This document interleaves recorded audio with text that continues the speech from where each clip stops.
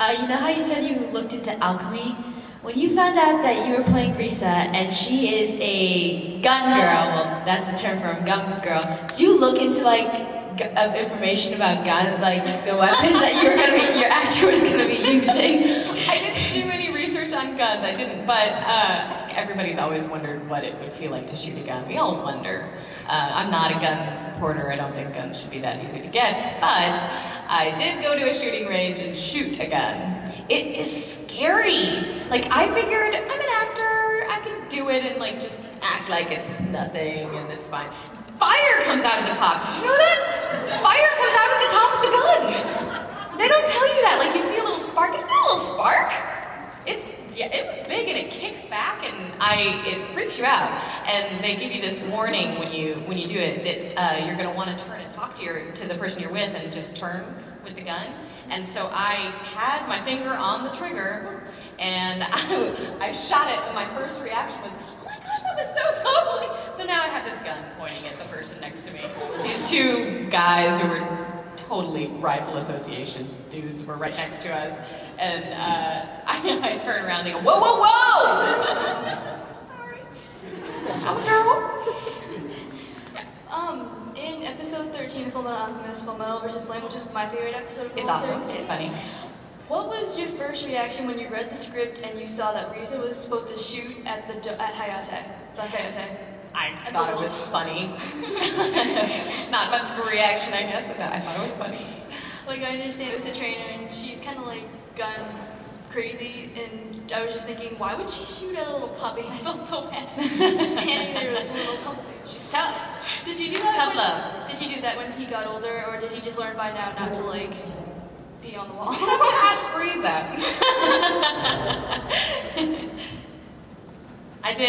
Doing that episode I directed that episode and it was fun to make Travis sing as Roy. He looked at me like I was crazy. He's like, try singing it.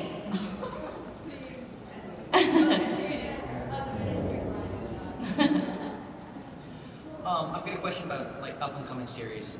Are there any series that are starting to air or going to air soon, in Japan, that you wish would come over or that you wish you could voice act for?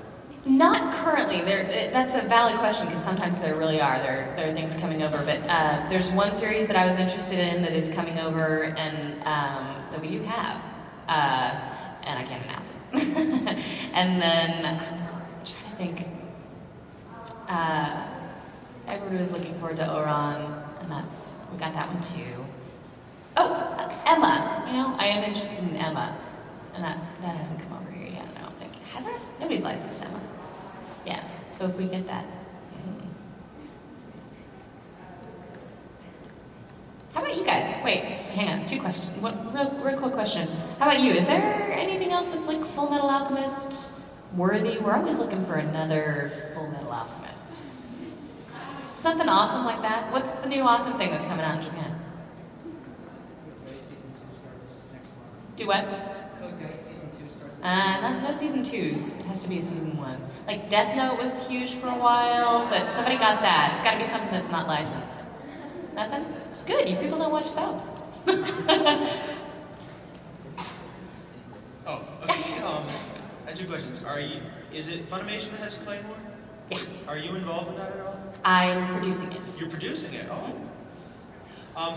It has not yet been cast. Not yet been cast. Okay. Also, the various DVDs have outtakes on them. Do you have any funny stories about that? Anything running jokes within the? I don't know that we have running jokes. I really love outtakes. I wish that they would put them on all the DVDs, but sometimes the Japanese feel it's offensive, so we end up not doing it. There will always be outtakes that don't make it to the DVDs. Some of them because they're dirty.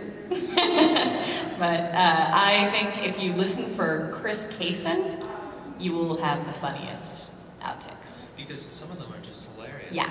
So it's the reason they don't get put on the DVDs is sometimes because the original people don't like it, the creators. Yeah, the Japanese, it's not something that they do over there. Over here, it's just funny when people mess up.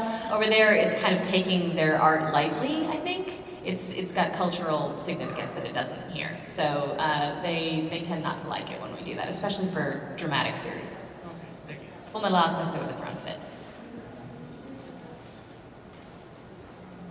I was just curious, have you ever read those, they're like these really big books, they have information about Full Metal Alchemist, or like, yeah, like the guides, like Full Metal Alchemist guides, and sometimes they'll have like little tiny drawn cartoons in them. And like, I've seen them, I've signed them. Yeah, I remember there was one when, I forget what Risa said, but it like, Roy was in the background and he just looked like dead pale, like he was totally scared. Have you ever like seen a funny comic like that and wish they had put it in like the TV series? I can't say that I have. Only because, again, I've now finally heard over the net of sorts that there may be another Kitty Grade. If you had another chance to play Eclair again, would you? Oh gosh, absolutely. I hope we get it. There's Kitty Grade Season 2. Although, despite the fact that it looks like all of the promos have Eclair and Lumiere all over them, those are not Eclair and Lumiere. They're two different She's characters. changed bodies so many times. No, but it's not even a different body. It's two different characters, so they would be cast as other people. I'm assuming. Good to hear. Thank you. Unless I can talk them out of it.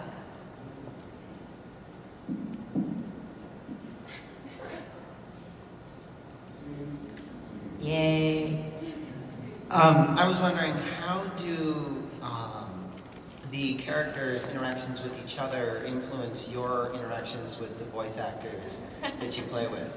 I don't know that we do it consciously, but I'm sure subconsciously it's in there. I abuse Travis a lot.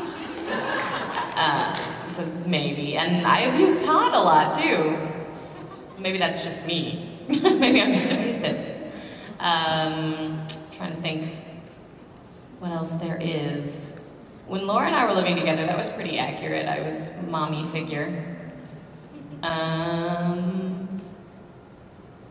don't know. Maybe more subconsciously than consciously. I noticed after Full Metal Alchemist, when Trinity Blood premiered, a lot of the same voice actors carried kind of over. And with One Piece, you hear voices, and it's like, oh, I remember that character from another show. So what's it like working at Funimation with kind of, I guess, this group of voice actors that you just see show after show? Actually, I really like it. The reason for that, I think we don't notice it as much in movies. We just assume from movie to movie, well, that person did this show, but they also did this show, but that's okay. They can be a vampire and a cowboy, and it's two completely different characters, we understand. But I guess because we're so focused on the voices, when we hear them, we think about the characters that they did before. I know that the reason it happens a lot is because there are only so many people who can do it well. And they get cast over and over. And probably they're fun to work with as well. So that's why we as directors cast them. But it does make for a tight-knit group. I don't think that any other dub studio has what we have at Funimation, which is a group of people who all hang out together. The directors, the engineers, the actors, we all go to each other's birthday parties, we all hang out, happy hour. It's a tight-knit group, so it's fun. I heard a couple of rumors that Travis would be coming. To Boston? Yeah. Oh, no, I think he wanted to, but... I know that the miniskirt army is doing a panel tomorrow, so I just heard that he might be coming. He's not. Oh, that's so upsetting. He wanted to, and if you guys ask enough online, I'm sure he could get invited next year, but they were already stocked up on guests by the time he talked to them about it this year. Hi, do you think it'd be cool if all the cast of One Piece sang Hoist the Colors High from Pirates of the Caribbean 3? I think it'd be fun. Yeah. I think anything with all the characters in One Piece is fun. This is another question about getting into the industry, but not on the voice acting side. Do you know anything about how to get into the industry as like a sound engineer? Or something? Actually, that's a lot easier. If you do want to be a sound engineer, there are schools all over the place. I know there's one school called Audio Post, Dallas Audio Post in Dallas, that's $20,000. And by the time you leave it, you are completely trained and ready to get a job. And I think that it's pretty easy to get a job as an engineer in the dubbing industry because it pays so much less than getting a job as an engineer in like the movie industry. But that's an excellent way to get into this whole, okay, thanks. That's an excellent way to get into this whole industry, and it pays really well in LA. Like to record people recording music or doing commercials or that kind of thing, get paid a lot. Dallas Audio Post.